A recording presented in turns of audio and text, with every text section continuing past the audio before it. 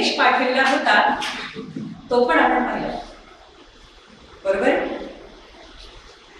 आज आपण वळूया आपल्या पाठाच्या कृतीयुक्त अध्ययनाकडे. पण त्या सर्व कृती पूर्ण करण्यापूर्वी आपण पुन्हा मागोवा म्हणून कविता बघूया आणि ऐकूया. आपुले जगणे आपुली ओळख उपरे अर्धे जोडू नको, उपरे अर्धे जोडू नको. दिवा होऊन उजळ जगाला चाकू होऊन कापू नको. दिवा होऊन उजळ जगाला चाकू होऊन कापू नको. नित्य गणावे वाचन लेखन क्षणकार्याविण जवळू नको. क्षणकार्याविण जवळू नको. नित्य पर्वच्या व्यायामाविण झोप घ्यावया पडू नको. नित्य परवच्या व्यायामाविण झोप घ्यावया पडू नको. पावित्र्याची पांघर बसते होऊन कटकुल बसू नको. होऊन कटकुल बसू नको. शोभे उन्ही श्रेष्ठ स्वच्छता आदिमंत हा विसरू नको. शोभे होई श्रेष्ठ स्वच्छता आदिमंत हा विसरू नको. नम्र रहावे सौम्य पहावे तुगा गुणासव अडी नको. उगा कुणासव अडी नको. का कुणाला गिजवायाला करू दयावर कडी नको. उगा कुणाला भिजवायाला करू दयावर पडी नको. तुकाची आणि तुकाची रोजट मुरझट काही नको. लोचट मुलचट काही नको. परंतु निसका उदात्त काही काढर माता मुळी नको. परंतु दिसता उदात्त काही काढर माथा मुळी नको. प्रेम शक्तीने गोवर्धन तू कंस होऊन छळू नको. कंस होऊन छळू नको. नको उगाचच वाद परंतु कुणी रमगवता करू नको. नको उगाचच वाद परंतु कोणी चमकवता करू नको. आपल्या आपल्या दुःखासाठी नयनी अश्रू ठेवू नको. नयनी अश्रू ठेवू नको. पण दुसऱ्या स्वभाव करुणा व्यर्थ कोरडा राहू नको. परनुसत्या स्वभाव करुणा व्यर्थ कोरडा राहू नको. कर्मकरानी कुशाल जावे नव्या पथाला फिरू नको. नव्या पथाला फिरू नको.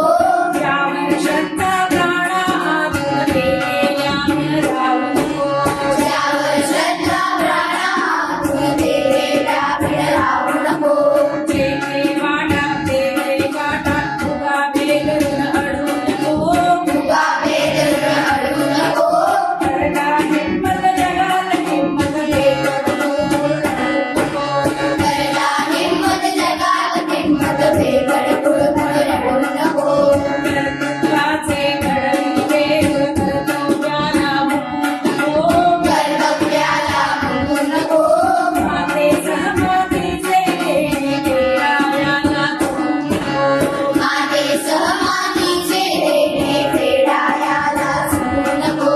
माते सहमतीचे देणे फेडायाला चुकू नको. आठवलं ना पाहिलेली कविता? चला तर मग आज आपण त्यावरच्या स्वाध्यायात दिलेल्या कृती कशा करायच्या ते बघूया.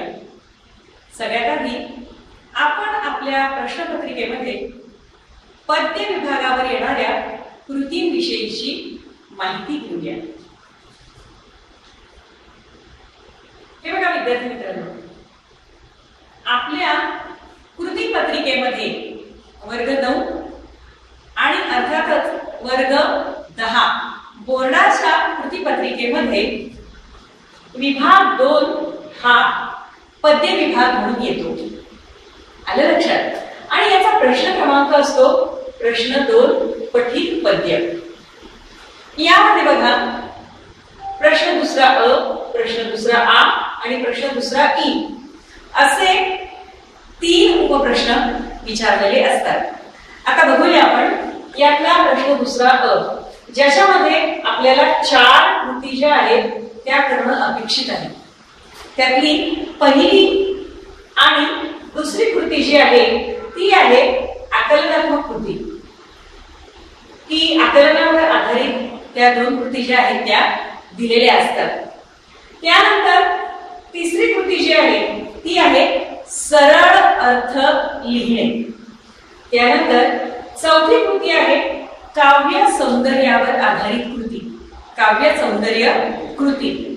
आलं लक्षात? तर अशा प्रकारे हा प्रश्न दुसरा अ जो आहे यामध्ये 4 कृती दिलेल्या आहेत आणि प्रत्येक कृतीला प्रत्येकी 2 गुण आहेत. प्रश्न दुसरा अ एकूण 8 गुणांसाठी आपल्याला विचारलेला असतो. त्यानंतर प्रश्न दुसरा आ, या देखील पद्य मुद्दे कृती आहेत आणि त्या 2 कृती तुम्हाला दिलेल्या आहेत. त्या 2 कृतींना प्रत्येकी 2 गुण आहेत.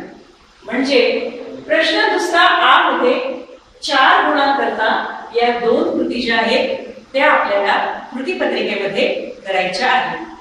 त्यानंतर आहे प्रश्न दुसरा ई, ज्यामध्ये दिलेले आहे पद्य रसग्रहण अर्थात काव्य पंक्तींचे रसग्रहण. विद्यार्थी मित्रांनो, हा रसग्रहणाचा जो काय रसग्रहणाची जी काय आपल्याला कृती करायला दिलेली आहे ती देखील 4 गुणांकरता आहे. अशा प्रकारे आपण विभाग 2 पठित पद्य हा जर विचारात घेतला तर यामध्ये एकूण 16 गुणांसाठी आपल्याला कृती करायच्या आहेत. आलं लक्षात? आता आपण वळूया पुन्हा एक वेळेला आपल्या कवितेकडे. आपली कविता आपुले जगणे आपुली ओळख. बघा, आपुले जगणे आपुली ओळख, उपरे अर्धे सोडू नको, दिवा रोवणी उजळ जगाला, चाकू होऊन कापू नको, नित्य करावे वाचन लेखन, क्षण कार्याविण दवडू नको, नित्य परवच्या व्यायामाविण झोप घ्यावया पडू नको, पावित्र्याची पांघर वस्त्रे होऊन पटकुर पसरू नको, शोभे हुनही श्रेष्ठ स्वच्छता आदी मंत्र हा विसरू नको, नम्र रहावे सौम्य पहावे, उगा कुणास्तव अढी नको, उगा कुणाला खिजवायाला करू तयावर कडी नको, नको फुकाची हाजी हाजी, लोचट गुळचट काही नको, परंतु दिसता उदात्त काही, ताठर माथा मुळी नको,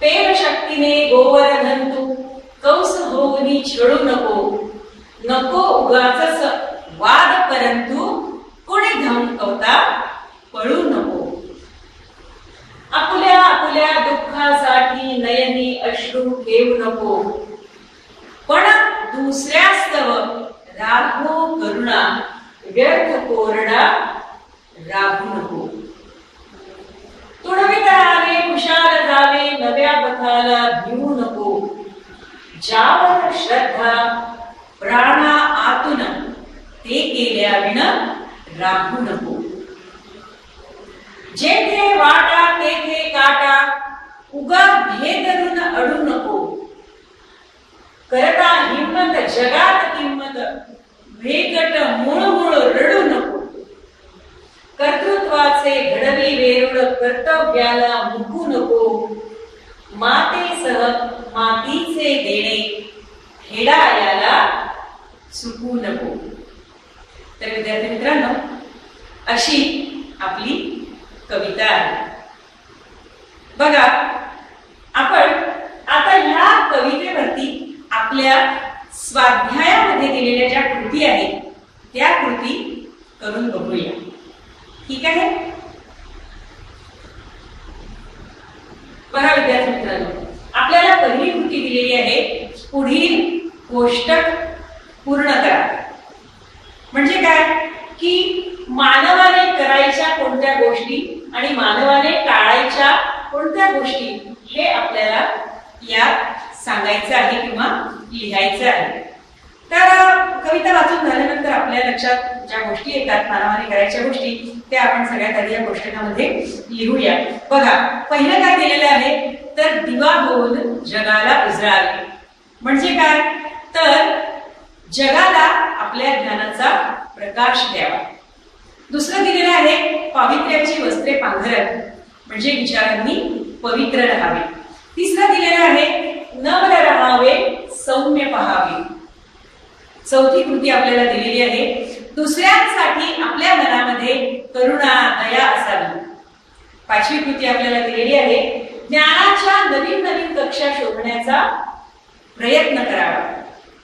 आणि आणखी एक कृती आपल्याला दिली आहे कर्तृत्व गाजवावे भव्य दिव्य जशा वेरूळच्या कोरीव आखीव रेखीव लेण्या आहेत.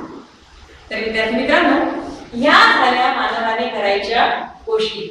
आता आपण दुसरा भाग बघूया पुस्तकाचा, ज्यात आपल्याला दिलेले आहे मानवाने टाळायच्या गोष्टी. मग आता मानवाने टाळायच्या गोष्टी कोणत्या कोणत्या आहेत तर पहिली गोष्ट आहे की एकही क्षण कार्याविण दौडू नको. याचा अर्थ काय की एक क्षणही कार्याशिवाय वाया घालवू नको. दुसरं दिलेलं आहे आपल्याला की कोणाबाबत मनात आकस किंवा अढी घालू नये. तिसरं दिलेलं आहे की उगाच कोणाला खिजवू नये किंवा चिडवू नये. नंतर चौथं दिलेलं आहे की कुणाचीही हाजी करू नये. पाचवं दिलेलं आहे नव्या पथावर चालताना भिवू नये. आणि सहावं दिलेलं आहे उगाच घाबरून अडू नये. म्हणजे एखादी गोष्ट करताना घाबरू नये तर आव्हान म्हणून ती गोष्ट स्वीकारावी.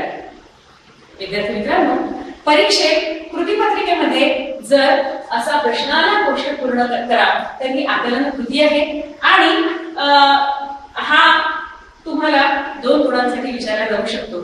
यासाठी तुमच्याकडून 4 मध्ये ही कृती अपेक्षित आहे. ठीक आहे. आता आपण आपल्या या आपले जगणे आपली ओळखच्या स्वाध्यायामध्ये दिलेला दुसरा प्रश्न बघूया किंवा दुसरी कृती बघूया. तर विद्यार्थी मित्रांनो, दुसरी कृती आपल्याला काय दिलेली आहे बघा, आकृती पूर्ण करा. बरोबर आहे. आणि या आकृती पूर्ण करा म्हणजे काय दिलेले आहे की जगणे अर्थपूर्ण होण्यासाठी नियमित कराव्यात अशा कृती. मग त्या कृती कोणत्या कोणत्या आहेत बघा. आपण परत एकदा कवितेकडे जाऊया. ही बघा, ही कविता आहे. काय सांगितलेले बघा, आपले जगणे आपली ओळख उभे अर्धे जोडू नको. दिवा होऊनी उजळ जगाला चाकू होऊनी कापू नको. नित्य घडावे वाचन लेखन क्षण कार्याविण दौडू नको. नित्य परवच्या व्यायामाविण झोप घ्यावया पडू नको. तर नित्य म्हणजे नेहमी करण्याच्या गोष्टी कोणत्या कोणत्या आलेल्या आहेत तर नित्य घडावे वाचन लेखन म्हणजे वाचन लेखन. त्यानंतर काय आलेलं आहे की नित्य परवचार आणि व्यायामाविण म्हणजे नित्य काय करायचं आहे तर व्यायाम करायचा आहे. मग आपण ते इथे लिहू शकतो. ही पण आकलनात्मक कृती आहे की जगणे अर्थपूर्ण होण्यासाठी नियमित कराव्या अशा कृती कोणती आहे तर वाचन लेखन परवचार आणि व्यायाम. आलं लक्षात. स्वाध्यायातले 2 प्रश्न किंवा 2 कृती ज्या आहेत त्या आपल्याकडून झालेल्या आहेत. यानंतरची कृती आपण बघूया जी आपल्या पाठ्यपुस्तकात दिलेली आहे. यात दिलेला आहे खालील शब्द समूहांचा अर्थ स्पष्ट करा. हा प्रश्न जो आहे किंवा ही कृती जी आहे ती देखील आकलनात्मक कृती म्हणून विचारली जाते. आता यात जे दिलेले आहे ते दिलेले आहे पटकूर पसरू नको. म्हणजे तू पटकूर होऊन जगू नकोस. पटकूर म्हणजे काय तर खराब फडकं किंवा पायपोस किंवा घर बसवण्यासाठी जे फडकं वापरलं जातं ना ते. तर तुमच्या व्यक्तिमत्वाचं असं पटकूर होऊ देऊ नका. म्हणजे आपल्या व्यक्तिमत्वात केविलवाणेपणा दीनवाणेपणा नसावा तर पावित्र्याच्या वस्त्रांचा म्हणजे सत्य शिव याचा स्वीकार असावा. त्याचा अंगीकार करावा. आणि जितकी सहज आपण वस्त्रे पांघरतो ना म्हणजे रोज कपडे घालतो तितकं सहज पावित्र्य स्वीकारावं आणि तेच आपल्यासाठी योग्य आहे. यानंतर आ दिलेला आहे आपल्याला व्यर्थ कोरडा राहू नको. आता बघा की सतत आपल्याला असलेले दुःख जे आहे ते लोकांना आपल्या डोळ्यात पाणी आणून दाखवत फिरू नको, पण इतरांच्या दुःखाविषयी मात्र करुणा म्हणजे दया ठेव. तिथे तुझ्या भावनांचा ओलावा असू दे, म्हणजे त्याला मदत कर, त्याच्या दुःखात सामील हो. अशा व्यक्तीला मदत कर. व्यर्थ म्हणजे उगाचच कोरडा राहू नको, तर त्यांना आपल्या भावनांचा ओलावा दे, असं आपल्याला यातून अपेक्षित आहे. यानंतर यातच ई आपल्याला दिलेले आहे बघा की कर्तृत्वाचे घडवी वेरूळ. विद्यार्थी मित्रांनो, आपल्याला सगळ्यांना वेरूळच्या जगप्रसिद्ध लेण्या माहीत आहे. त्यातील दगडांवर, पर्वतांवर केलेल्या कोरीव कामाची आज हजारो वर्षांनंतर सुद्धा आपल्याला भुरळ पडते. आणि विद्यार्थी मित्रांनो, ज्या काळामध्ये छिद्र पाडण्याची अवजारं, ज्याला तुम्ही ड्रिल मशीन म्हणून ओळखतात, किंवा कोरीव काम करण्याची अवजारं, ज्याला तुम्ही कार्विंग टूल्स असं म्हणतात, ज्या काळात अशी कुठलीच असं कुठलं साहित्य उपलब्ध नव्हतं, अशी कुठलीच मशिनरी उपलब्ध नव्हती, त्या काळात केवळ चिनी आणि हातोड्याच्या मदतीने त्या काळातील शिल्पकारांनी एवढ्या सुंदर शाश्वत लेण्यांची निर्मिती केलेली आहे. तर तसंच तुमचं कर्तृत्व असायला हवं की ज्यातून तुमच्या कर्तृत्वाचे जणू वेरूळच्या लेण्यासारखे अप्रतिम शिल्प उभे राहील. विद्यार्थी मित्रांनो, तुमच्या कृतीपत्रिकेमध्ये साधारणतः 2 गुणांसाठी ही कृती विचारली जाऊ शकते. यानंतर पुढे जो काय प्रश्न दिलेला आहे स्वाध्यायामध्ये, 4था प्रश्न, आपण त्याकडे वळूया. बघा यात काय सांगितलेलं आहे, काव्य सौंदर्य. आणि ते काव्य सौंदर्य कशाचं आपल्याला सांगायचंय, तर त्यासाठी काही ओळी दिलेल्या आहेत. त्यातली अ आपण बघूया. त्यात दिलेलं आहे, पावित्र्याची पांघर वस्त्रे पटकुर पसरू नको, होऊ न पटकुर पसरू नको. पावित्र्याची पांघर वस्त्रे होऊ न पटकुर पसरू नको, या ओळीतील विचार सौंदर्य स्पष्ट करा. विद्यार्थी मित्रांनो, कवी महोदय म्हणतात की तुम्ही पावित्र्याचा, सत्यम शिवमचा स्वीकार करावा, त्याचा अंगीकार करावा, मनाचे पावित्र्य असावे. आणि जितकी सहज आपण वस्त्रे पांघरतो, म्हणजे रोज कपडे घालतो, तितका सहज मनापासून पावित्र्याचा स्वीकार करावा, आणि तेच योग्य आहे. तुम्ही पटकूर होऊन जगू नका. म्हणजे पटकूर म्हणजे खराब फडकं, पायपोस किंवा घर वापरण्यासाठी आपण जे फडके वापरतो ते, म्हणजे स्वतःच्या मनाचे खराब फडक्यासारखे पावित्र्य नष्ट होऊ देऊ नका. यानंतर यातलाच आपण आ बघूया, ज्यामध्ये दिलेलं आहे, शोभे होणही श्रेष्ठ स्वच्छता आदी मंत्र हा विसरू नको. या ओळीत दडलेल्या अभियानाची गरज तुमच्या शब्दात स्पष्ट करा. कवी महोदयांनी या ओळीतून आपल्याला परिसराला, समाजाला, शाळेला, गावाला असलेल्या स्वच्छतेच्या महत्वाकडे आपले लक्ष वेधले आहे. स्वच्छता अत्यंत आवश्यक गोष्ट आहे. स्वच्छता अत्यंत आवश्यक गोष्ट आहे. ती वरवरच असायला नको, तर मुळात आणि खरी असायला हवी. केवळ कोणी अधिकारी भेट देतील म्हणून तितक्यापुरतं सगळं स्वच्छ करायचं आणि नंतर स्वच्छतेकडे लक्ष नाही द्यायचं, असं व्हायला नको. कारण केवळ शोभा म्हणून स्वच्छता दाखवून काही उपयोग नाही. तर जसा एखादा आदि मंत्र जपला जातो, त्याच्या पावित्र्याची जपणूक केली जाते, तसेच स्वच्छता विसरली जायला नको, तर ती मनापासून स्वीकारून नित्य जीवनात केली आणि ठेवली गेली पाहिजे. अगदी संतांपासून स्वच्छता अंगीकारण्याचं आवाहन केल्याचं आपण ऐकत आहोत. संत गाडगेबाबा त्याचं उत्तम उदाहरण आहे. स्वतः स्वच्छता करून आपल्या कीर्तनात उपदेश करत संत गाडगेबाबांनी स्वच्छतेचे महत्व आणि आवश्यकता समाजाला पटवून सांगितलेली आहे. विद्यार्थी मित्रांनो, याला 5वा प्रश्न दिलेला आहे, जो आहे स्वमत अर्थात तुमचं मत. यातला आपण बघूया. स्वकर्तृत्व घडवताना कवितेतील विचार कसे मार्गदर्शक ठरतील ते सविस्तर लिहा. विद्यार्थी मित्रांनो, आपण ही कृती सोडवण्यापूर्वी एक गोष्ट मी तुम्हाला सांगू इच्छिते की केवळ मार्गदर्शन म्हणून जे उत्तर तुम्ही आता बघणार आहात ते दिलेले आहे. स्वमत म्हणून तुमचं स्वतःचं उत्तर अपेक्षित आहे. ठीक आहे. तर कवी महोदयांनी पहिल्याच गडात उत्तम संदेश दिलेला आहे. ते म्हणतात, आपल्या जगण्यात आपली ओळख असायला हवी. आपण दिव्यासारखं इतरांसाठी उपयोगात पडायला हवं. चाकू किंवा चाकू जसा विध्वंसकतेचं प्रतीक आहे, तसंच आपण इतरांसाठी विध्वंसक व्हायला नको. म्हणजे आपण आपलं आयुष्य जगताना अगदी स्वार्थीपणानं नाही तर इतरांना मदतही केली पाहिजे. दुसऱ्या कडव्यात कवी म्हणतात, आपण स्वच्छता आदी मंत्रासारखीच अंगीकारायला हवी किंवा देखावा म्हणून स्वच्छता करायची नाही.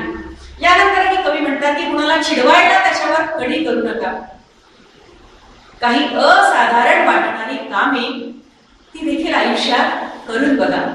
जसं भगवान श्रीकृष्णांनी गोवर्धन पर्वत उचलला होता. त्याचबरोबर इतरांचं दुःख कसं कमी होईल यासाठी देखील प्रयत्न केले पाहिजे. नवीन नवीन आतापर्यंत कोणीही न केलेल्या गोष्टीचा प्रयत्न करा आणि असं करताना भिवू नका. अशा नव्या वाटांमधून चालताना संकटरूपी काटे असणारच आहेत. पण असे काटे जरी लागले तरी भिदरून जाऊ नका, घाबरून थांबू नका. आणि असं जर सगळं तुमचं वागणं असेल तर निश्चितच तुमच्या कर्तृत्वाचं जणू वेरूळ सारखं उत्तुंग शिल्पच निर्माण होईल. अशा प्रकारचा संदेश कवितेतून दिलेला आहे. तो अत्यंत प्रेरणादायी आहे. कवी आपल्याला सतत प्रोत्साहन देत आहे. त्याचबरोबर काय करायला नको ते देखील समजावून सांगत आहे. म्हणजे जणू जीवन कसे जगले तर सफल होईल त्याचे मार्गदर्शनच केलेले आहे. म्हणून जर कवितेत सांगितल्यासारखं वागलात किंवा कवितेत सांगितलं ते केलं तर आपलं जीवनही आपल्या बरोबरच आपल्या आजूबाजूच्या लोकांनाही आदर्श वाटेल.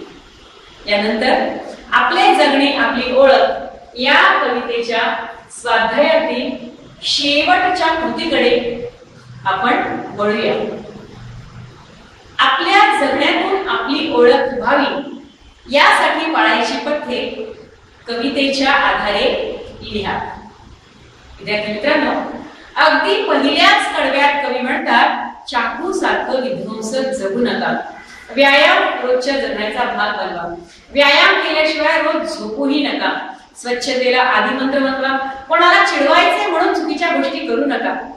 काही भव्य सुंदर दिसलं, उदात्त दिसलं तर तिथे माथा झुकवणं कमीपणाचं समजू नका. कोणाशी स्वतःहून वाद घालू नका. पण कोणी उगाच धमकावत असेल तर पळूनही जाऊ नका. त्या संकटांचा सामना करा. दुसऱ्याला त्याच्या संकटात मदत करा. त्याचे अश्रू बघून तुम्ही कोरडे राहू नको, म्हणजे त्याच्या दुःखात सामील व्हा. ज्या गोष्टी आपल्याला अगदी मनापासून प्राणा आतून कराव्या वाटतात त्या केल्याशिवाय राहू नका. एखादी गोष्ट करताना हिंमत लागत असेल तर ती दाखवा. उगाच मुळगुळ रडू नका. आपल्या कर्तृत्वाचे वेरूळ घडवताना आपले कर्तव्य मात्र विसरू नका. अशी सगळी पथ्ये आपण पाळली पाहिजे. सोबतच सकारात्मक गोष्टी काय करायच्या तेही आदरणीय कवी महोदयांनी सुचविलेले आहे. विद्यार्थी मित्रांनो, मी पुन्हा एकदा सांगेन की केवळ मार्गदर्शन म्हणून ही उत्तरं जी आहेत ती दिलेली आहेत. विद्यार्थी मित्रांनो, या 2 तासिकांमध्ये आपण आपुले जगणे आपली ओळख ही कविता बघितली. या PME विद्या चॅनलच्या या PME विद्या चॅनलच्या 2 भागांमध्ये सुलभक म्हणून काम करण्याची संधी मला शिक्षण प्रशिक्षण संस्था बुलढाणा यांनी दिली. त्याकरता मी शिक्षण व प्रशिक्षण संस्था बुलढाणाचे मनपूर्वक आभार मानते. विशेषतः आदरणीय प्राध्यापक डॉक्टर राजेश गवई सर यांचे मनपूर्वक आभार. त्यांच्या मार्गदर्शनानेच ते सादरीकरण मी करू शकले आणि आपण सगळे प्रेक्षक, श्रोते, विद्यार्थी मित्र मैत्रिणी, शिक्षक बंधू भगिनी, आपण हा पाठ बघत आहात. आपले देखील आभार. आणि सगळ्यात विशेष म्हणजे आदरणीय संदीपजी खरे सर, ज्यांनी माझ्या विनंतीला मान दिला आणि आपल्याकरता सगळ्यांकरता शुभेच्छा पाठवल्या. मी आदरणीय संदीपजी खरे सरांचे देखील हृदयाच्या तळापासून आभार मानले. धन्यवाद. नमस्कार.